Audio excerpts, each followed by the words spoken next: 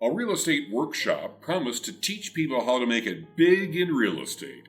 But Real Estate Workshop turned out to be a huge scam that left consumers in financial ruin. REW caused consumers to deplete their bank and retirement accounts, even college funds, and caused consumers to take on significant debt. What started as promises of financial freedom turned into a nightmare for tens of thousands of people. Hello, I'm Richard Pyatt, and this is Legally Speaking. Real Estate Workshop is also known as REW, was run by Troy Stevens, Corey Wadsworth, and MJ Augie Bogue. These individuals painted a picture of success but left consumers in shambles with empty bank accounts, maxed out credit lines, and shattered dreams.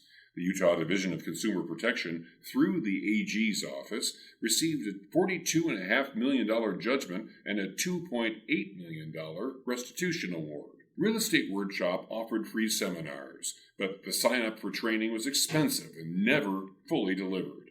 That's when the white-collar crime attorneys and the Division of Consumer Protection got involved, and that resulted in this outcome. One of our attorneys who helped to bring justice to the victims for the REW fraudulent coaching scheme is Peishen Zhou, who's here to talk about it, along with Blake Young, the Assistant Director of Utah's Division of Consumer Protection.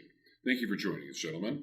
Thanks for having us. So how did the victims in this scam get involved and ensnared in it? The scam started off primarily with radio advertising. People would hear a radio ad that advertised an opportunity to learn about tax lien investing. Those people would call a phone number, register for a seminar, and show up to a hotel ballroom in their hometown to learn more about what this was. At the end of that, they would be offered the opportunity for about $600 to buy a 3-day course. And many of them did that, and then they went to the 3-day course, and lo and behold, it was just an opportunity to upsell them to the next thing, often a $25,000 to $50,000 course. These consumers, the division found out about this through consumer complaints. We had a handful, and then in time it became a deluge of complaints. We ended up with 30 some odd consumers who had filed complaints with the division, and we started looking into it and investigating at that point. And Peishen, it seems like the advertising campaigns were also pretty flashy and convincing, weren't they? Oh yeah, Rich, the REW defendants even came up with an alternative business name. They called it Government Tax Lien Network to make themselves look like a government agency that's trying to help the people out by bringing them knowledge about tax liens. And they even designed a logo with a bald eagle in it to make it look like a government seal. So how would the scheme play itself out? Was there any useful information that the consumers got out of this seminar at all, or any of these seminars? No, there was a mix of information. Some of it was truthful, but most of it was smoke and mirrors. It's really easy to teach people how to buy a tax lien. You can find that stuff online for free most of the time. But we proved at trial that the real goal for REW was to upsell these attendees to the free seminars into more expensive packages. REW defendants call these more expensive packages the advanced training packages, and these expensive packages would cost anywhere from $29,900 to almost $50,000. At these preview free events, REW would induce these consumers to buy these expensive packages by offering them a one-time discount up to like $10,000. But in fact, they would offer this discount to anybody who's willing to purchase from REW. So from a consumer standpoint, Blake, did do a good job at kind of duping people, convincing them to join up and pay for the seminars? Oh, they were excellent at recruiting. They weren't so good at delivering. There were several thousand people attended these seminars all around the country, and unfortunately, many thousands and hundreds were lured into the different levels of training. Every time you went to an REW event, you would learn what I would classify as search engine grade real estate information, but you would then be pitched to buy something else. And we had consumers who were $50,000, $75,000 in the hole on credit cards, on retirement accounts, trying to pay for this training. And at the end of the day, they got stuff they could have found on Google. So can you explain a little bit more about this advanced training package? How do they justify charging $50,000 for this so-called mentorship program? Well, REW was very good at making promises. These consumers were told that they would have an experienced coach or mentor available to answer their questions. They were told their hand would be held every step of the way to help them flip homes. They were even given a triple-year investment guarantee certificate in certain circumstances. These consumers, hearing these promises, thought, wow, this is a good opportunity to make some money. The problem was that oftentimes the mentors were unqualified or had no relevant success, or the consumers would call for help to these mentors or these phone hotlines and no one would answer, or they would just simply be told, we'll call you back. Almost nothing that these people ever purchased was ever fully provided to them. And Peishen, you mentioned that there was one case in particular that stood out. A guy was flown out to a location. What happened in that case? Oh, yeah. As Blake said, we got in touch with the consumers, and some of them were willing to testify at trial. And one of the consumers told us that this mentor of theirs promised to fly out to their location and hold their hands through real estate deals. But in fact, the mentor flew out there and did nothing to help the consumer. It didn't help them find any real estate property, any one-on-one coaching sessions. Instead, I think the consumers were left more confused than before they even got in touch with the mentors after spending $25,000 with them. So it sounds almost heartbreaking. How did this?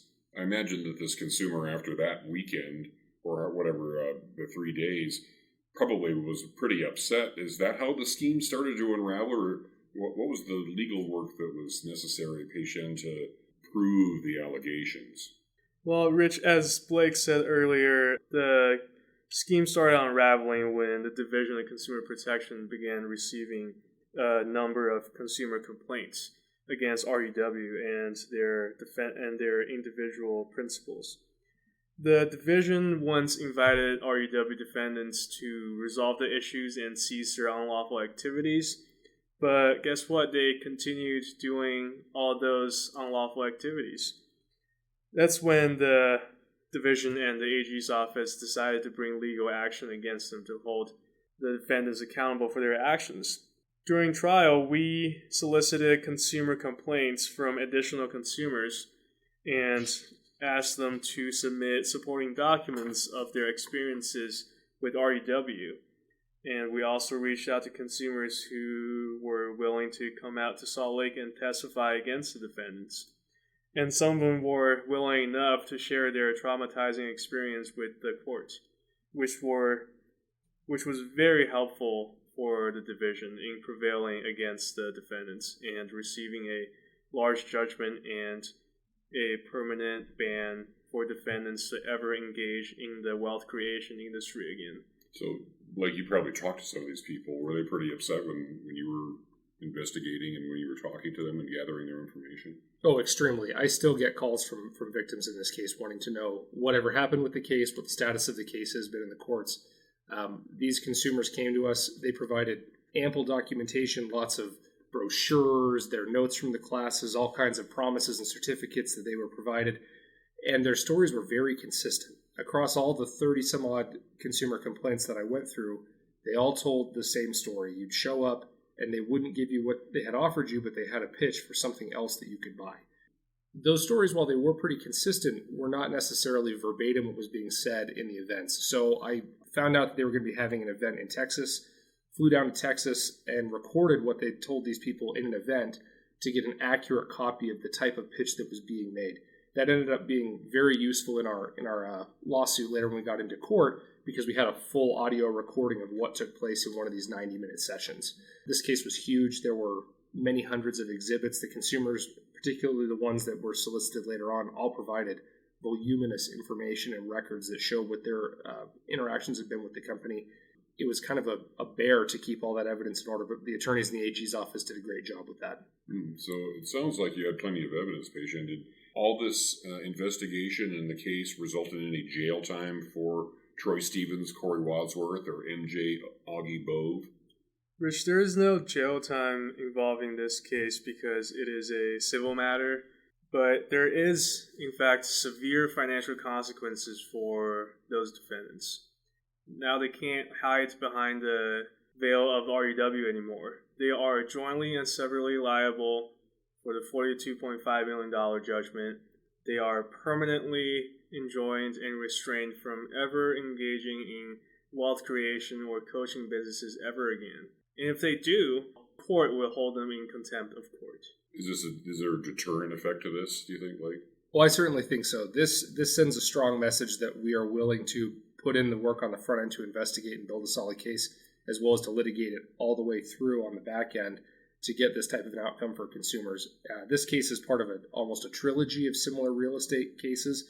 The other two, one was the Nudge matter, one was Zurich's, both ended in substantial settlements between the division AG's office, the FTC, and the defendants in those cases.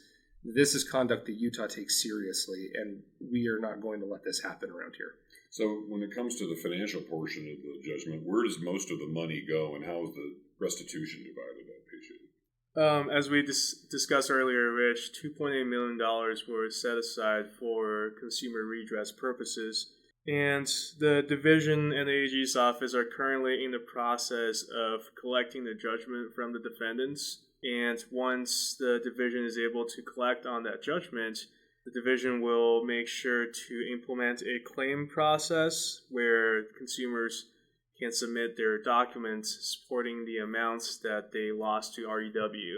The division and the AG's office will do their best to make sure that the money is divided up as equitably as possible based on how much people lost to RUW. Blake, have you talked to the people about the settlement, and what's their reaction to it? We've had a few. A lot of them are relieved that we've actually gotten a decision out of the court, that we're not still waiting to see what would happen with the trial.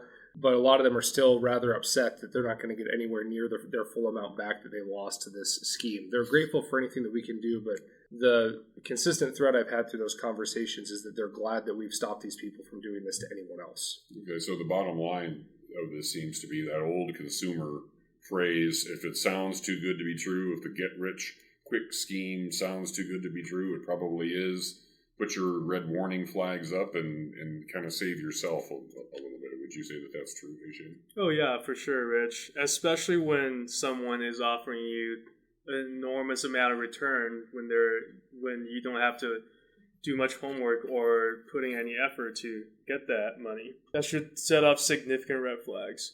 I mean, real estate is a legitimate way to build wealth, but it takes work, it takes effort, and it takes experience. And also never let anybody force you into making any decisions, especially ones that involve tens of thousands of dollars.